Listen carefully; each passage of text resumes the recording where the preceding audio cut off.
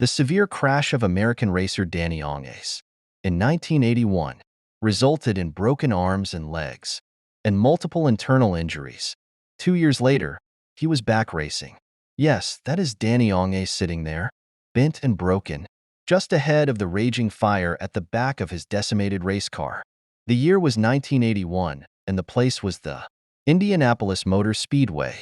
The 81 Indy 500 was a mess from end to end. The weather brought havoc on the qualifying schedule and really interrupted the month. Then there was a fire in the pits when Rick Mears' crew accidentally ignited methanol that was filling the tank, setting Means, his fuel man, and nearly his wife ablaze along with the race car. Less than 1 minute after that nightmare, the real disaster happened with a Turn 3 crash for the ages, involving Danny Ongais. Ongais had first gained fame as a drag racer in the early 1960s, and then went on to prove that he could drive literally anything and do it very well. This was his worst day at the track, by far.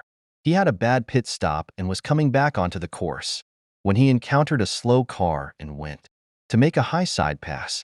The car came out from under him and ended up piling into the outer wall of the track.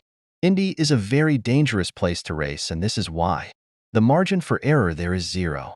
With the entire car annihilated and what remained on fire, the nation was faced with the grisly scene that you see here. Live on national television, Jim McKay and Jackie Stewart were tasked with walking the massive audience through not only what had just happened, but what was happening as the IMS safety people descended on Ongais, basically before the tattered remains of his car had stopped sliding. The fascinating thing for me in this coverage is how differently it is handled than it would be today. They stuck with the shot of the prone Ongais slumped in the car forever. They showed the emergency crews handling the scene expertly, etc. None of that would be on TV today, for better or worse.